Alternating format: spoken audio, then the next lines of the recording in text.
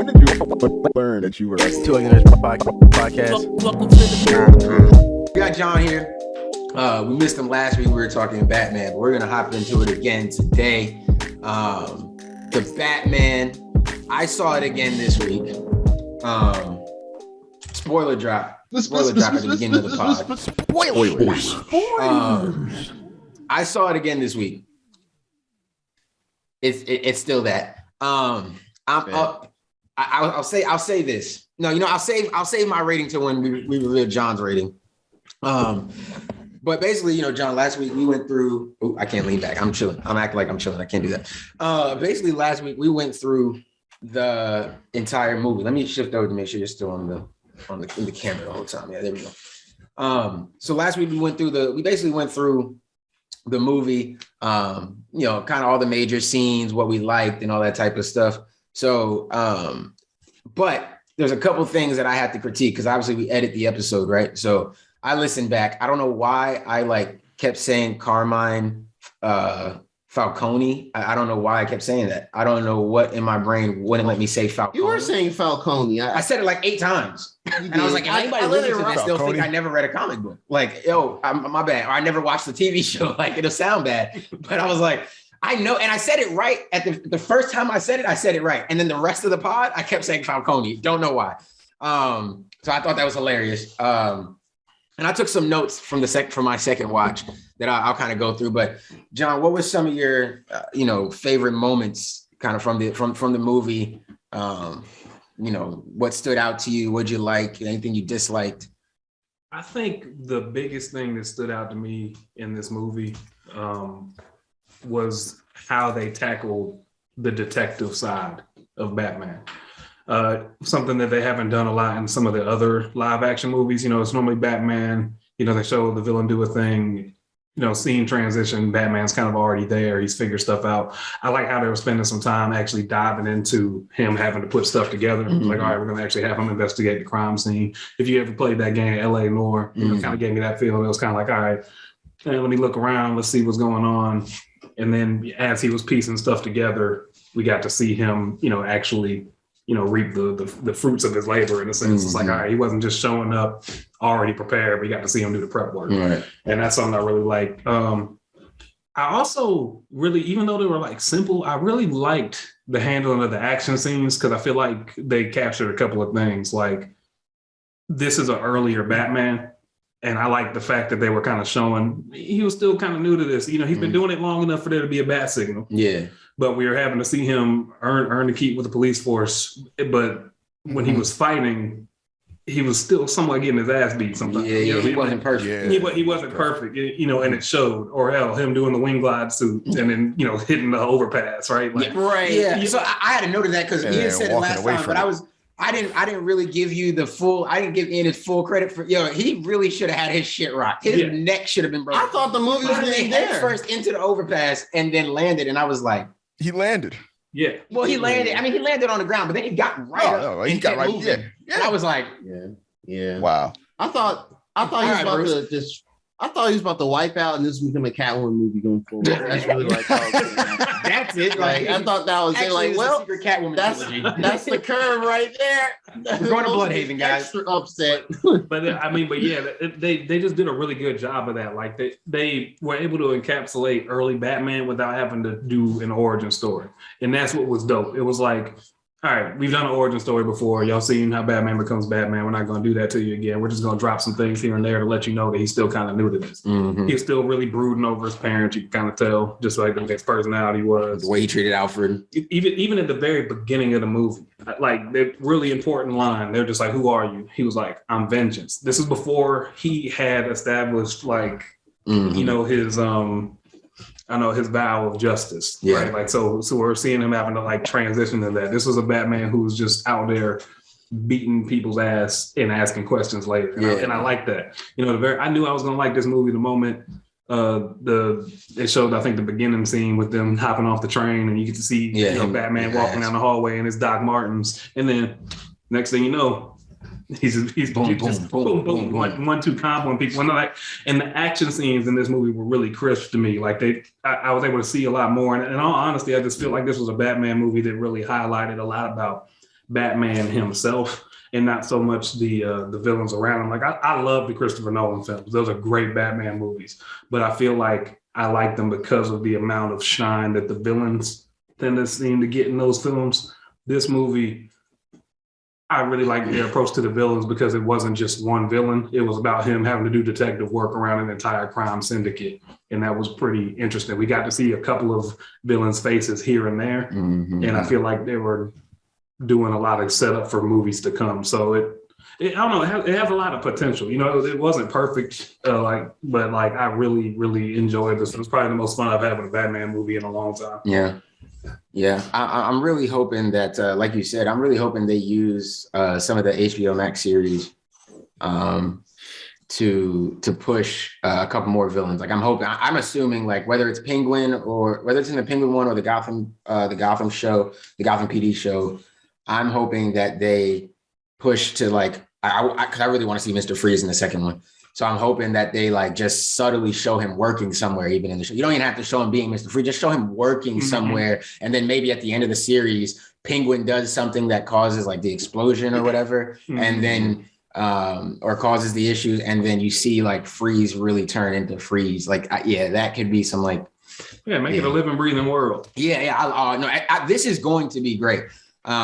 And I remember like, I don't know, Gerard, I saw you were liking some stuff on the Facebook page. That's where actually the clip is. The clip might be on Instagram too. I didn't tag it in the last video because I'm still kind of embarrassed. But I definitely start the clip off of like when we first got the announcement of the movie going, yo, fuck Matt Reeves. Oh yeah. Yeah, that's right. Yeah. Like honestly, I would play it right now, but it might not come through clear. But hey, let me see if I can. If we can't, we'll cut it out. But I just want to see if anything I can play this for y'all real quick. If anything else too, we can probably just link it in the video itself. When it's that too. Yeah, I'll definitely link it for y'all. Like what do you call it, title card or whatever? If we have a clip of it. Yeah. And while Derek's pulling that up, I guess another positive thing I could say is just I think they did a really smart choice with the main villain. That was probably the best villain they could have chose to show off his detective work. You know what I mean? Yeah, Riddler. Yeah, of course. Yeah. Make him. That was like a really good like introduction. Definitely a good choice. Yeah. All right, let me see. Oh, okay. Hold on. All right, this is gonna be best. This pissed me off. It grinds my gears. And it's going to lead us into our main topic. Matt Reeves, Batman. Okay. For those of you who don't know who Matt Reeves is, it doesn't matter. It doesn't matter.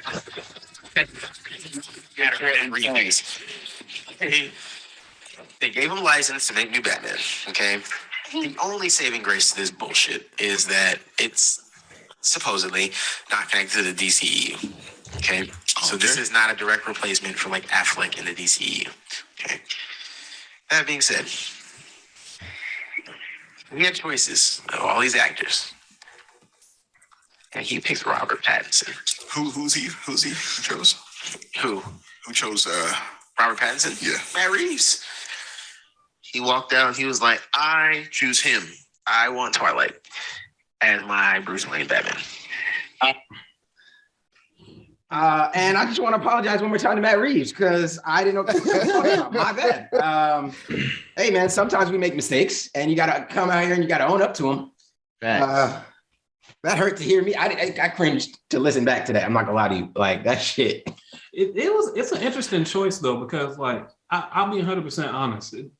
Robert Pattinson didn't seem like the right choice to me at first because when I was thinking of Batman, I was thinking about the other types, the Batman that we have seen. I was trying to, copy and paste, drop Robert Pattinson into, I don't know, the Christopher Nolan films, right? That version wouldn't work. But the version of Batman that he played just made a lot of sense. Like he was like I say, he was kind of dark, kind of broody, real, like kind of socially awkward. Like this is somebody who's playing a Batman that doesn't really know how to be Bruce Wayne yet. And I kind of like that. And I like how they even called that out in the film too. It was noticeable. It was just like, okay, he's not the playboy philanthropist character yet. I think we're going to see him develop into that, because if you guys remember, the mayor was like, "Hey, your father used to do a lot of like philanthropy around the city. You don't do it, but when I get in the office, let me see if I can't get you to come out more." I feel like we're now, we're going to see that transition to him becoming a little bit more like the Bruce Wayne that we know. But but I like the kind of quiet and reserved Batman that Robert Pattinson was playing, because it just worked. And more times than not, we were seeing him as Batman and not Bruce Wayne, which again was something else that I kind of liked about the film. There was a lot of focus on the Batman stuff. Yeah. And it just worked. Yeah, he didn't really have many lines as Bruce, really. And I saw a lot of people criticize that, and I think it's just because I don't get mad at people who don't really know Batman, who don't understand this movie, and then criticize the things they don't understand. Because even though we just did it ourselves with like him hitting the overpass, I think it's clear. If you listen to our Batman review, you'll hear definitely me say it, and y'all kind of agreed with. This movie felt like a live action version of a Batman the Animated Series episode. Like if you put a Batman the Animated Series and then it came out, this is what you get. And so it's like we kind of forget that it's a superhero movie. It doesn't have to. It's like, yeah, he's gonna be able to do some shit that regular people can't do because he's not a regular person and it's not real. Like, it's a superhero. Gotham isn't a real city. Batman isn't a real person. It's not portraying a political or historical figure guy. Like, he's a superhero. Like, no, he shouldn't be able to hit an overpass and survive, but it's not real. So it's not like yes, I get it doesn't, if that breaks your immersion, then why'd you come see Batman in the first place? Like, that can't be the thing that you go, oh yeah, that ruined the whole movie for me because he didn't get his head chopped off when he did that. Like, no, because why would he? You know what I mean? Like, it's Batman. Yeah. Give him, come on, let him have it. And on that point, and to be fair, to give myself credit as well, if I don't remember if it was that exact episode or if it might have been a couple episodes later, but I did come back and say that I do kind of understand where he could fit. And I'm trying to find the movie right now, but I always forget. I want to say, never mind, I'm not going to say anything that's wrong because I'm going to sound stupid. There's a Batman movie where basically the movie is told through the eyes of these kids who are trying to like describe what they think Batman is. Mm-hmm. And so every kid has kind of seen Batman something different. Some people think he's like this crazy vampire. Some people think he's a robot. Some kids think he's a whatever. And in that movie, like, it's like I want to say it's like an anthology type thing, because like 3 different versions of it. Mm-hmm. But one of the versions is a Batman, and he goes out. He doesn't necessarily go like the League of Shadows, but he goes, I can't remember exactly where he goes, but it's like some country somewhere that's supposed to be like a little village or whatever. And he's out there trying to learn how to master pain. That Batman looks like Pattinson.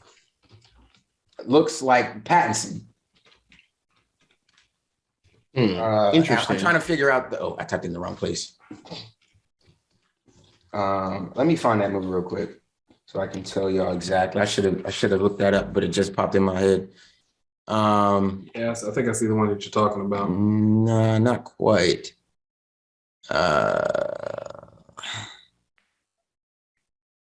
It looks like this is not that deep cut of a movie. I don't know exactly. Shit. Yeah, I don't know, man. It's an enjoyable movie though, man. Like, I enjoyed it for what it was. I think the movie honestly kind of benefits from being disconnected from the DCU. Absolutely. It's perfect. It needs to. Yeah. Like it doesn't. Yeah, I like the fact that it's its own standalone thing because we get to focus on them just doing Batman and not having to worry about all this setup for any other characters. Mm-hmm. They can just focus on making the Batman movie a Batman movie. In some ways, what happened with this is kind of what I want them to do with Spider-Man again. Oh, really? Yeah. I have enjoyed Spider-Man in the MCU. I like it for what it was or what it has been. I like Tom Holland as Spider-Man. But then I really think to myself, why did I enjoy the other Spider-Man movies so much more than the Tom Holland ones? And that's because it doesn't have to take into account set up for other characters. They can just focus solely on Spider-Man being Spider-Man. And I kind of miss that. And I feel like that's what this movie was able to do for Batman. It's like, hey, let's just take it back. Let's take it back to Batman, focus on him. And yeah, I think I would love to see Spidey follow suit. I get that.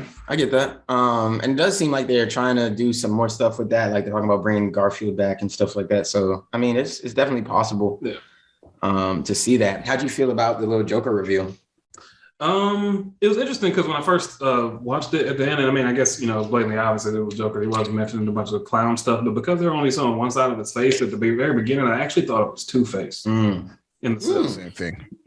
Yeah, That's The same thing. Yeah. Yeah, I thought it was Two-Face at first because they kept showing one side, but then they kept dropping a bunch of clown puns and stuff like that, and I was like, okay, it could be the Joker. I didn't mind that reveal at the end. If anything, I like the fact that they were actually showing Arkham. I think that's something that they don't normally do in the live action series. Like they might name drop Arkham or mention it, but I can't recall them really. No, we've seen Arkham before. Have they? Okay, Yeah, we've seen Arkham before. Okay, yeah, and then, that could just be on me. I don't watch as many DC films, and it's been a long time since I watched a lot of Batman stuff. But it was nice to see Arkham get mentioned like that. Yeah. I don't really know what to make of that at the end. If they're going Joker route, I commend the actor, whoever's doing it, because he's going to get a shit ton of crap for anything that he does, because everybody is going to compare him to Heath Ledger, and that's going to suck. But kudos to whoever's playing him. I'm sure it's still going to be good. I based on what I saw in the first movie, I trust what they're setting up for the second one. So I ain't have any problems with that reveal. Yeah. Here it is. Found it. Yeah. So the only reason I could look at it and know for a fact that it's not Two-Face. That's why I never thought about Two-Face, is because the movie is set up for Harvey Dent to come in the second one to be the new DA. All right. We watched Coulson get killed. So he's like, knowing that, it's just like, I never even really thought about,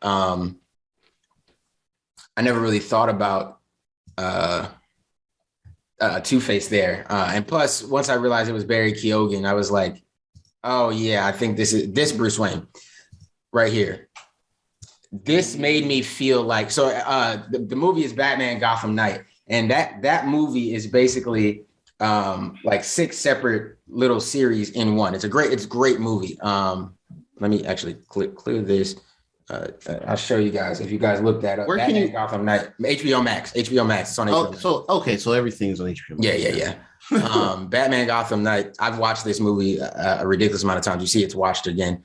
But this is really good, and that is this story is one. When I watched it, I was like, oh, I could see Robert Pattinson being this type of version of Bruce Wayne. I don't think it was maybe that same episode where I was going off, but once I settled down and thought about it, I was like, you know what? This ain't that bad. Like, there's something to this that makes sense. And if you ever go watch this, like I said, it's on HBO Max. I think you'll start to feel like, oh, okay. And I do think Gotham Knight is probably one of the best animated Batman films as well. Like, because a lot of these different movies, I guess you call like an anthology of movies almost a little bit, but because they're not connected, they're different. But this is the first one I was talking. Have I Got a Story for You? Is all the kids pretty much describing Batman and how he like maybe saved them from something or how he swooped in, but from their perspective. So they're all telling you like what they think he is. What they thought they saw. So it's really dope to actually see that. Like it's just really good. I think y'all should watch it. It just gives you some different perspectives on Batman for sure. Couple of things that I noticed that maybe I don't feel like we mentioned too deep last week. I finally noticed the little subtle cat ears on Selena's little hat. Her mask, her Scully. It's like little tiny cat ears, and I was like, "Oh, why didn't I see that before?" I thought that was really cool. For some reason, last week I wasn't sure if it was the Iceberg Lounge. It's definitely the Iceberg Lounge. They said it like a bunch of times. I don't know why I was acting like probably because I was watching a Liverpool game, like Ian said. But I was kind of because I said it, and you're like, I'm not sure it's Iceberg. Well, no, you said it, and I was thinking like. Because one it was. Yeah, it is definitely the Iceberg Lounge.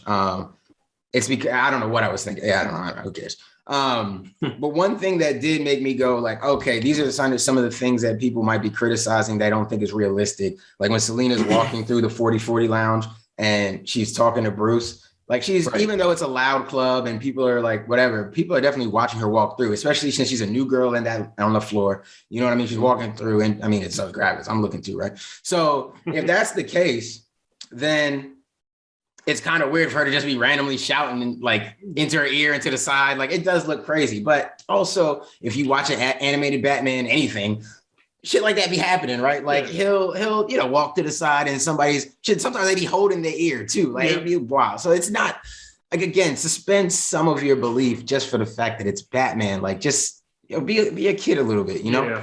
Yeah. We already talked about the explosion in the bridge.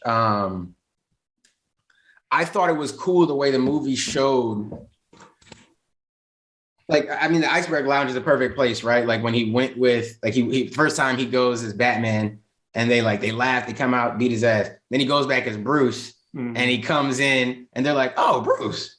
Well, hell yeah, come on. I didn't know you were down to be corrupted. Let's go. Like, let him right in, no problem. And he's like, and stuff like, it's little things like that where you can tell that was one of his moments where he realized, oh, wait, I need to speak to Falcone and it's going to be easier for me to get in there if I just walk in with my face. Yep. Right. Like that makes more sense. And so him slowly learning like, oh, maybe there is some benefit to being Bruce. I thought that was just, I thought that was really dope.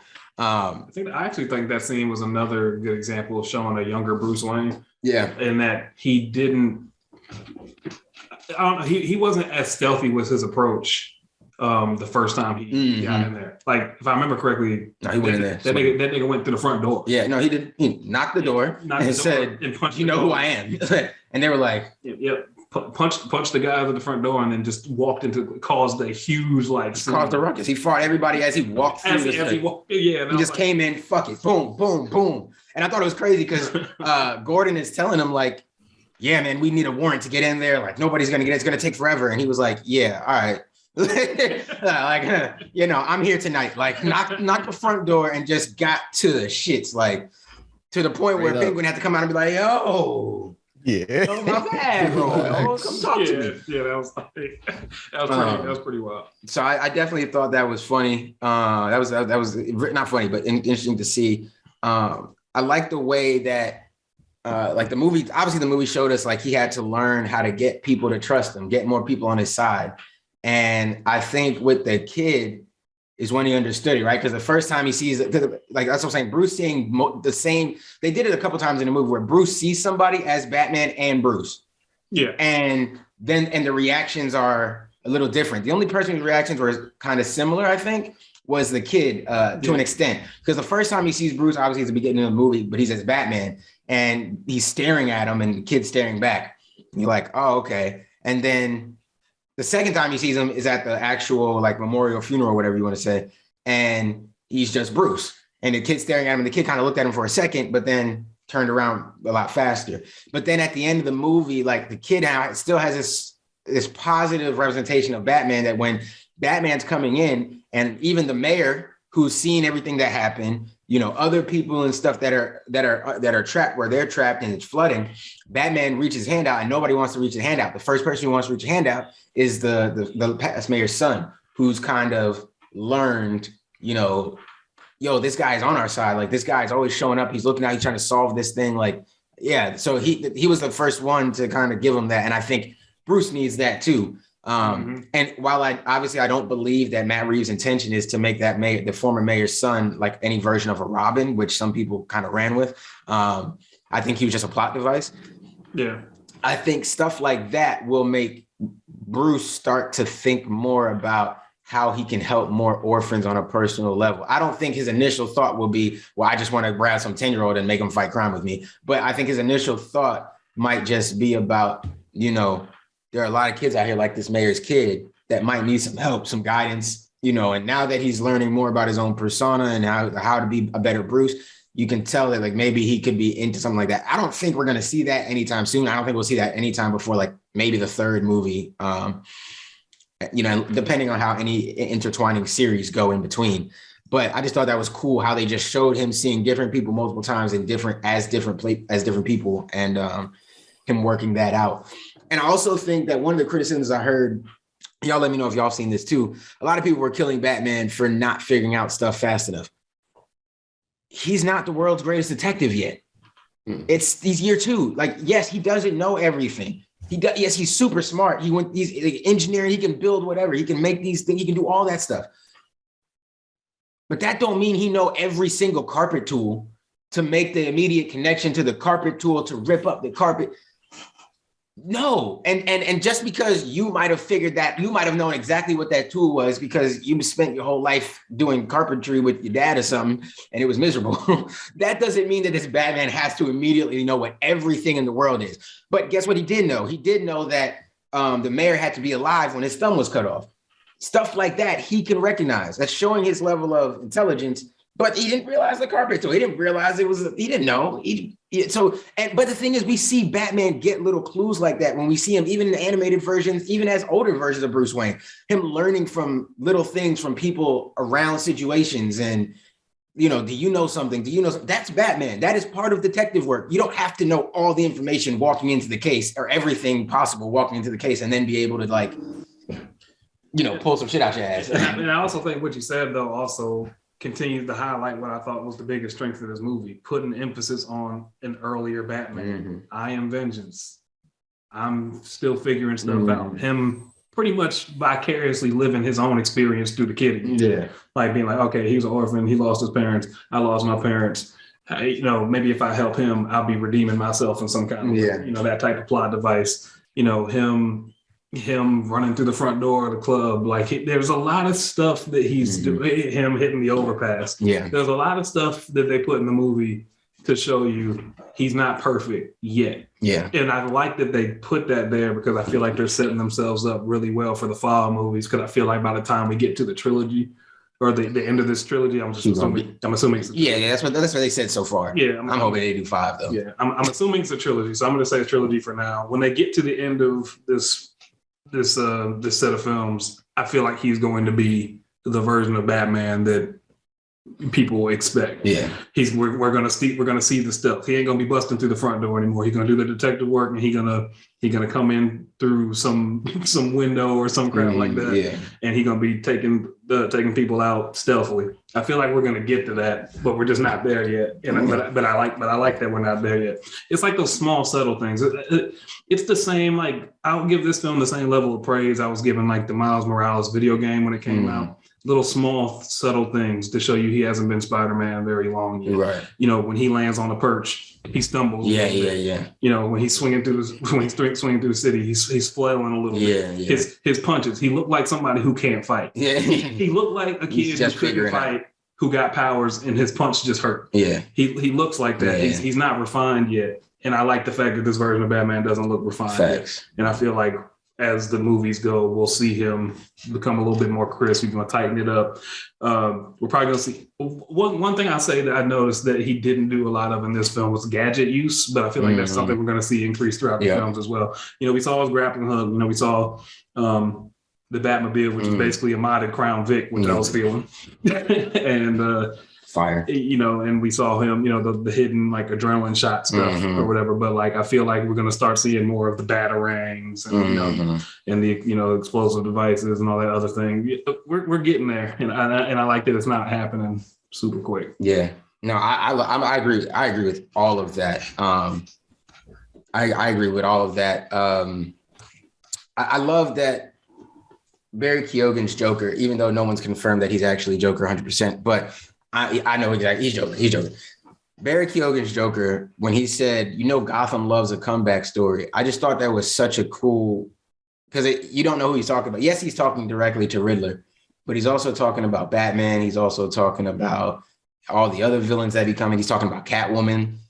As she's leaving, she'll come back. Like, it's just little. I thought that was a really good line that if you're not paying attention to it, you miss it, but it's right there. I just thought it was such a cool way to put it. Like, yo, you know, Gotham loves a comeback story. Like, this shit keeps happening. This shit, and that's, but it's Gotham. Like, you know what I mean? Because even when she said it at the end, she was like, you know, it's never gonna stop. And he's like, yeah, I gotta try.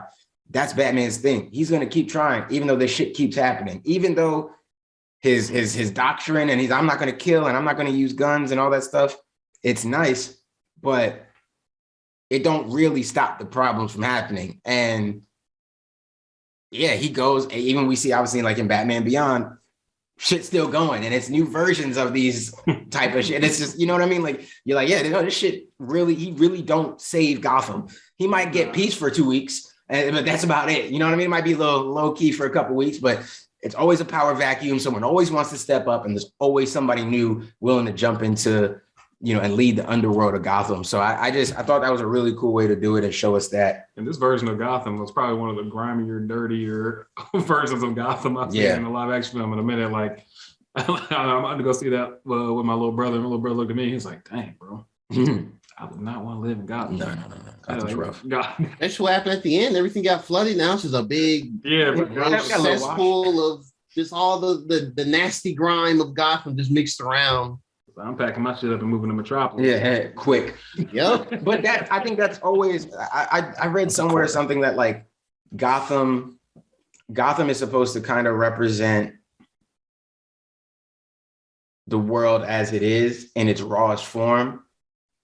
Like there's corruption, there's always corruption. The police are corrupt, the government, all of that shit, right? And Metropolis is supposed to so Gotham represents almost like the worst of us, while Metropolis represents kind of the best of us, what we could be, this, you know, high functioning society. And, you know, it's just, it looks like, you know, New York or LA or, you know, like it looks like the good parts of that is what I mean. It looks like Manhattan. It looked like the best parts of, or not Manhattan, look at Times Square, right? Like it looks like the best parts of our big cities is what Metropolis looks like, you know, and the people are calm and everybody's just walking around and chill. That you don't hear about too much crime throughout the night because who gonna do crime in a city with Superman? I'm not doing no crime with a nigga that can show up like this at a speed. Like, no, I'm not doing it. I'm not doing it. That nigga can hear me from wherever.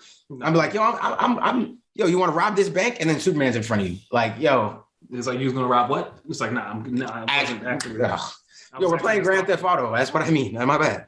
Yeah, Grand Theft Auto 6, Gotham. Like you got to switch it up because like it could be crazy. But Gotham is like, yo, it's just one bat. Yeah, and it's like 2 10-year-olds running around. I think we could take them, and then they go keep trying. Like so, I thought that was the level of corruption. I love how one of my favorite lines when they were talking about how corrupt the city was. I'm forgetting his name, but when he was they're on the roof and he said something about I want to say Gordon said something about a new mayor, and he was and the dude just laughed and he was like, new mayor. He's like, Falcone's been the mayor for 20 years or something like that. And I was like, yeah, see, I was really rocking with that. So, yeah, that was one of my I love that. It was Kinsey who was I will say that's the only thing that I think the movie could have done a little better, even though like you were breaking it from realism.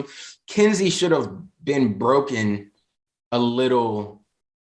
It should have taken a little more to break him into just giving that information up. But where we were at in the movie, I would think in a longer cut, there might be a longer version of Jim, Bruce, and Selena getting Kinsey to admit that it's Falcone. For sure. So. Yeah, I mean, I think, that was great. And I think you actually just get into one of probably my biggest negatives about it. What's that? It felt long. And I know the movie had a long runtime. A lot of superhero movies do. I think I would say the average Marvel film probably clocks in at about 2 hours, 45 minutes, something like that. This movie was 2 hours and 56 minutes. It's 3 hours.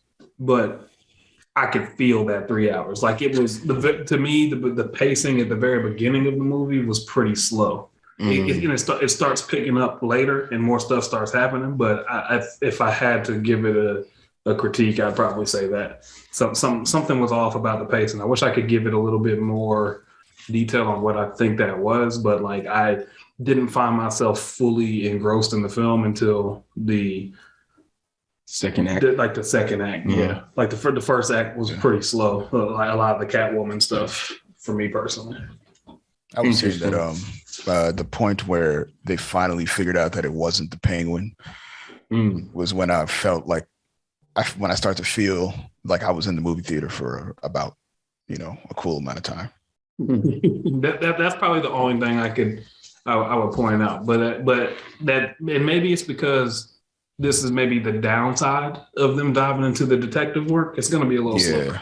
Yeah, it's going to be a little slower. It's going to take a little bit longer to get to the next, to the next action scene, stuff like that. But you know, when it did get to the action scenes, though, I felt like they were great. Like that whole set piece with Batman chasing the Penguin down the street, like that. That's one of my favorite parts. That whole thing to me was not only was it great, but to me it was also hilarious. Like I was also like busting out laughing at a few parts during that because like when the car flipped over, like the entire time, because you got to look at this from Penguin's perspective. Penguin in this, for the most part, was pretty innocent throughout this whole thing. Yeah. So Penguin is like, hey, yo, who was this crazy bat nigga? He was like chasing. He was just like, yo, this dude's fucking crazy. Yeah. He was like, this dude is really hawking me down, and I ain't even do shit. He was like, I've had less problems for shit I've been guilty of than this man hunting me down, and I'm actually, you know, I'm not gonna say innocent, but he did have Daddy Woman's body in the back of the car. I'm not gonna say innocent, but he didn't have as much to do with what they were trying to find out. Yeah. And so I like that because they gave Penguin a reason to hate Batman. Yeah. Because when you look at it from his perspective, Batman came into his camp, was fucking with him, and just disrupted everything kind of for no reason. So he's like, hey, yo, now I got to worry about this crazy motherfucker. And I feel like when it happens later on, when we actually have the Penguin meeting up with him, we'll understand his motif now. And I kind of like that. Mm-hmm. But that scene was hilarious to me, though, boy. Batman was like on his bumper, bro. He was like, hey, yo. Car got, I mean, when he rammed it and that shit flipped through the air and he was just sliding on the ground, I was like, hey, yo, Batman's actually kind of bugging. Right? And then he gets out the car and he just, again, bro, he just got to hear them Doc Martin stomping towards you. It's like, oh, it's over with. That's why that scene is the thumbnail for our Batman video because that scene is so great, man. It's perfect. It's amazing. And they shot it from the flipped car. Yes. Perfect. Oh, bro. Perfect. Yeah, he's just walking upside down, fire blazing, and he's just cape flying. And I mean, don't get me. Listen, it's a superhero movie, guys. It became like a thriller for a split second. Talk about the theme that they play, though. And the theme that they play when Batman is walking towards you is not heroic fanfare. Nah, that is not the music you want to hear when somebody's coming towards you. Nah, you about to get fucked. It feels like when they play the music from the villain's perspective. Yeah, like Batman's coming, and then, you know, it almost sounds like Darth Vader's theme coming down the hallway. It's like, oh god, oh shit, I don't want no parts of that. Oh shit, doom doom doom doom. And I love when they showed the bat signal flying in the air because all the random criminals in the city were like, oh shit, is that about me? Yeah, in fact, like, is he coming? I never really thought about how much power the bat signal actually has. Like in the cartoons, you know, they shine and it's like, you know, the beacon of hope, you know, Batman, the last bastion. But it's like, nah, that's another fear tactic. Yeah, like, and I never really thought about it like from that perspective, and it was pretty funny to see the people reacting to that. Good movie, man. I really enjoyed it. I'm sure there's other people who might have some more critiques about it than I probably will. I'm a pretty simple movie watcher, but hey, man, I got to see Batman beat a lot of people's ass, and I left satisfied. Yeah. Plus, Zoe Kravitz. Who cares if her Catwoman was good or bad? Yeah. I don't. That's not why I went to go see her. I went to go see her. Fortunately, it was good, and it was her. But she was switching them hips, and that's all I was there for. If you were there for anything more, then just go read the comics. Right. It was literally like when she walked through the club and she was doing the extra hard walk. I was like, people are gonna criticize this, but that's exactly how Catwoman would walk through this. So right. Still Selena Kyle, bro. Like that's Selena Kyle still like woman on a mission. Yeah, I was there for that. Oh, and the last note I had from the movie, I do think that them showing us Edward Elliot and saying hush in the video. Amazing. I do think that I don't know if they'll do it in the movies, huh? It was kind of on the nose, kind of corny. It smacked you in the face. No, actually, I mean his name. So the reporter's name was Edward Elliot, right? That Thomas had killed, right? And the kid's name is Thomas Elliot. That's who Hush is. It's Thomas Elliot. Mm-hmm. They could do a bunch of different things. They could have, maybe Edward Elliot had a kid back then who's now grown up, who's the same age as Bruce and has learned some information through the Riddler stuff. Maybe he was part of this Riddler stuff, learned some information. Then when he learned then he realized, who this is my father is, and he starts piecing stuff together. Maybe he knows, and then he becomes the actual Hush in the movies. You see what I'm saying? And maybe he gets inspired by the Riddler saying hush and stuff like that, and he just takes that as his name. Like it is some setup to that. You know what I mean? Okay. Not to say that's exactly what's going to happen, but I think that's pretty cool. Like that could be a way they take that. You know what I'm saying? Or they could just leave it as like a little reference and a little Easter egg and just be that's a cool shout out. But I think it'd be cool to see if they do that.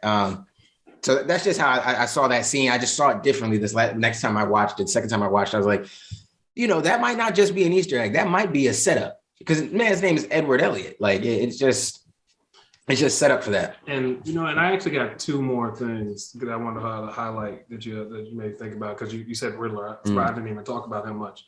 I really like this version of the Riddler. I like this version of the Riddler because he seemed like what I would expect a Riddler to be in this day and age, like the early Riddler. Yeah, like an early Riddler. He was playing games and stuff like that. He was like in some online forums, had his like little.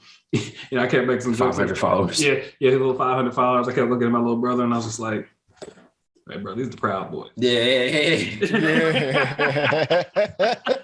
I was like, "Hey, yo, like that's what it was." 100%. But like it made sense. I like that version of the Riddler. And honestly, bro, his riddles were stressful. Like that, the whole bomb scene, like that scenario.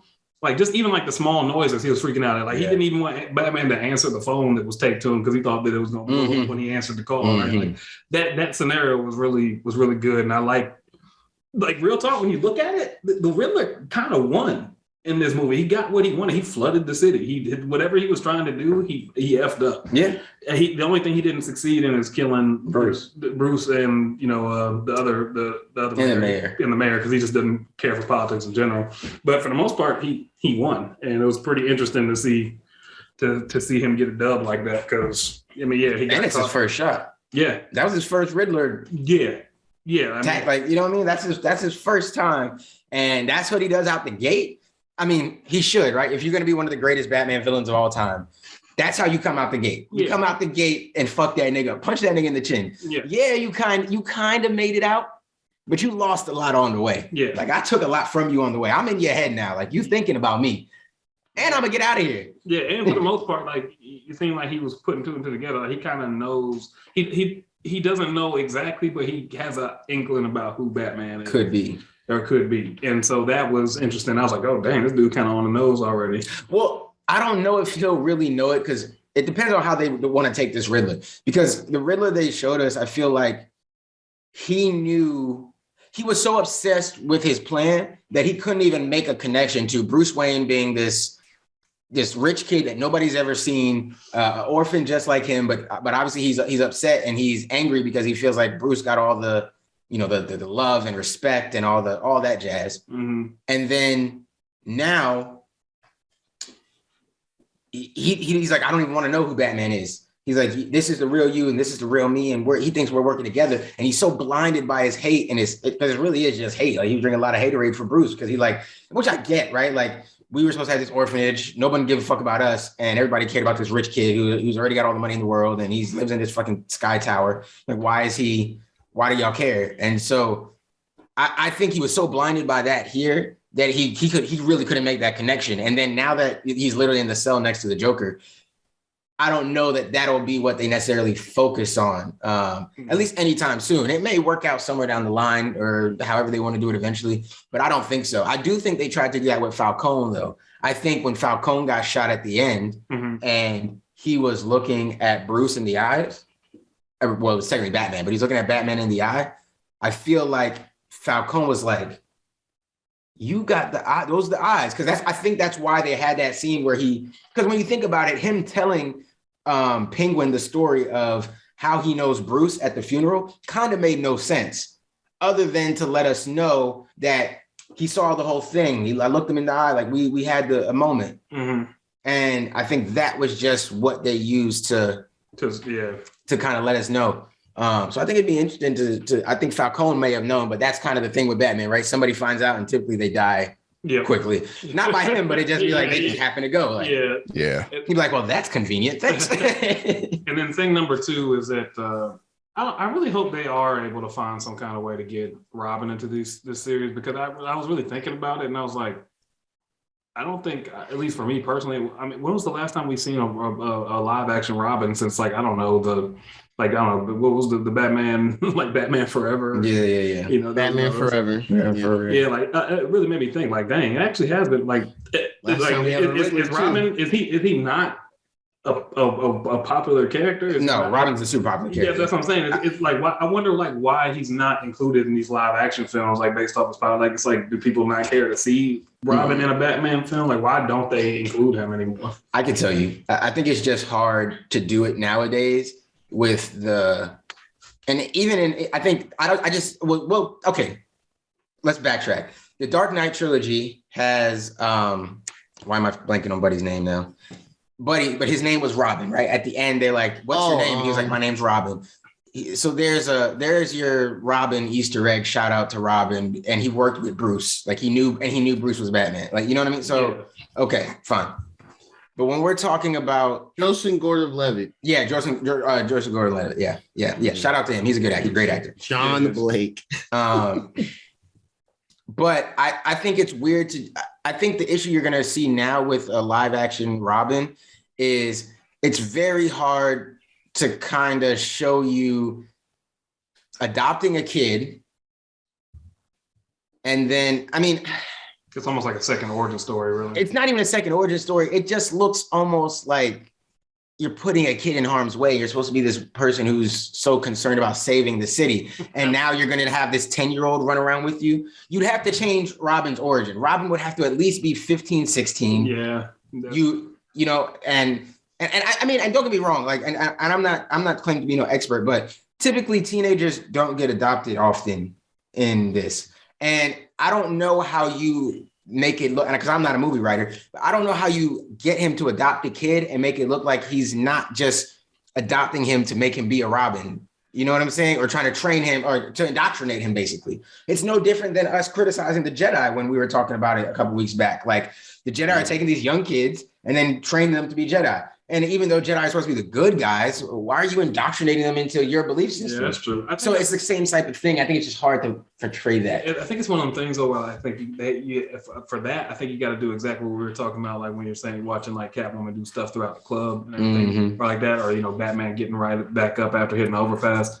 I think that's when you just got to be like a kind of a kid about it. It's a movie. You just got to be a kid about it and be like, I know this wouldn't happen, and just let him just do it anyway. Like just do it. I'm interested. I'm interested to see if they'll treat this trilogy like the Dark Knight trilogy, right? Because even though they all take place like similarly close, you go Batman Begins, Dark Knight Rises. My hope would be that we can kind of stick on this theme of, if they are going to do some little time jumps, we can stick on the theme of them not having the origin story, right? I don't need the origin for Robin. Yeah. Don't show me his parents down. You can tell it in a story. You can show a little picture on the wall somewhere. How about we do a time jump between, because we have the shows coming in between too. So they could do a Robin origin somewhere in there maybe that people could get into. But I think in the movie, just time jump. Yeah. And you know what? There's a Robin here. And by the way, he's not just this. I would honestly want to, like, if I'm here right now, I would want a time jump to where Dick Grayson is probably 16, 17, getting in that age where he's starting to kind of defy Bruce a little bit. And this wouldn't be to like maybe the third movie unless they're doing like in between series, but I would want that. And then, because that leaves space for not only is Dick coming in, then you get, you know, who Bruce feels like is his biggest failure, Jason coming in right after that. That creates even more narratives to push for Batman. So and then you start opening the door for a potential Nightwing film. Yeah, and exactly, exactly. And now give me this origin Nightwing. We're going to Bloodhaven, and now we go to Bloodhaven, and we see Nightwing kind of go back home and start doing the same thing Batman's doing, but differently, and see how he's different than Batman. You could do that because Nightwing, Dick Grayson deserves a movie at this point. I know, like y'all know how I feel about. That's my favorite superhero. Yeah, on the side of my PS5, you can't see it, but he's right there. Oh, wow. Like it's not. There's no bullshit. Come on, no bullshit. There he is. Ain't like cool character, man. You know, cool character deserves more shine, and I hope this trilogy opens the door for that. But actually, all right, bro. What'd you rate the movie? We do Aquaman to 10. Aquaman being the lowest, 10 being Yeah. 10 million eyes. That's Ian. That's the scale that Ian came up with for us. That's the Ian rating scale. Yeah, if I had to give it a grade, 8 out of 10. 8 out of 10. 8 out of 10. Ooh, okay. He came in less than y'all. Yeah, Sure I did. I enjoyed it a lot. It's a solid movie, but it's not without its faults. But I didn't walk away heated about anything. I had fun. I give it an 8. Okay. Yeah, I'm at a 9.75 now. I was at 8.75 last week. Whole point up. I hear what everybody else is saying. I've seen it twice, and I'm going to go see it again. I love this movie. I love it. That 3 hours flew by for me. I'm gonna go see it. I'm gonna see it again on Tuesday. I'm off. When are we going, Gerard? When you going? Let's go. I got a free movie ticket. I'm free afternoon on Tuesday. Let's go. Hey, Let's go. We going to it. Pick whatever AMC you want. I get in. Hey, we'll figure it out. I'm showing up. I'm going. I want to go again. I can watch this movie for 3 hours. That 3 hours flies by for me. I'm not gonna lie to you. Yeah, I was gonna. Yeah, I didn't want to mention because y'all were kind of going for the other talk, but for me, the first watch, 3 hours was fine for me. I mean, it was slower in the middle, but I was engrossed the whole way through, man. I guess it was the detective side of things. I was like, yo, are they gonna? Who the fuck is the bird with wings? Yeah, trying to figure it out along with this thing. There's too many characters named after winged animals in this universe. Were y'all trying to solve the riddles before Batman said them? Because obviously now I've seen it all, so he answered them kind of quick. But as they were popping up on screen, and as maybe Gordon or whoever was reading the card, I would be like, "What is?" I was like, but I couldn't solve them fast enough. How fast Batman was able to solve them shits. Yeah. Oh yeah. Oh yeah. Is that what you were saying, Ian? Oh, I was saying that I was amazed at how fast Batman was solving the riddles. I couldn't believe it. Yeah, as soon as Alfred too. Alfred was helping him with those the ciphers. Yeah. I like that. I like how they thought about it and everything. And it was just, and then you can see how they're gonna. You could see how Alfred and Bruce now are going to be able to play off each other, but also because Alfred got the letter that was intended for Bruce, you can see how that developed. Like when they shared that hand holding scene, that was. This time, because obviously I was even more engrossed this time than last time because there was no Liverpool games.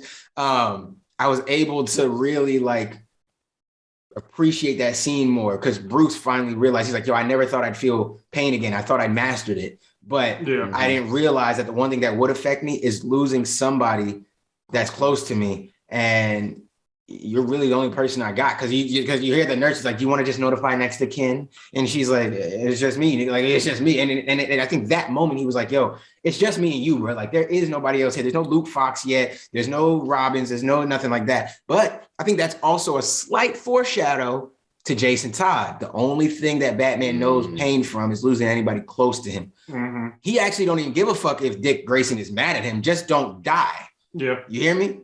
You know what I mean? So you can be mad and you don't want to talk on the phone. I don't give a fuck. But if you die, holy shit.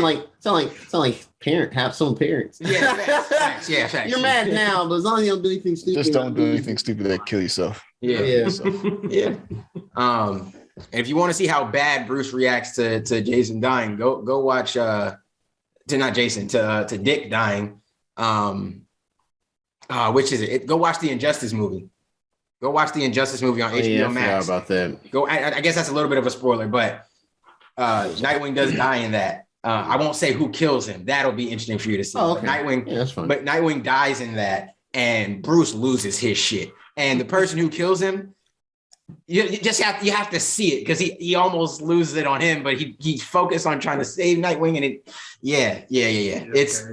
watch the Injustice movie. Don't get me wrong, it's not perfect and it's not one-to-one like with the game or anything like that, but it's still interesting. And that moment alone for me was like, oh, y'all went there with that. Like, that is wild. So the Bat family drama.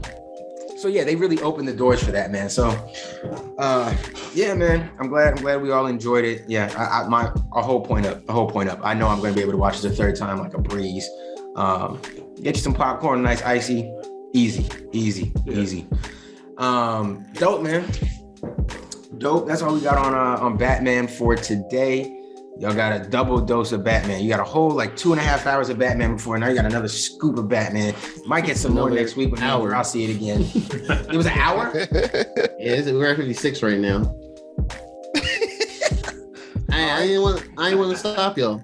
No. I like it. I like the new perspective. So John even brought up some stuff that we didn't. Yeah, that's why. Highlight. So that's dope.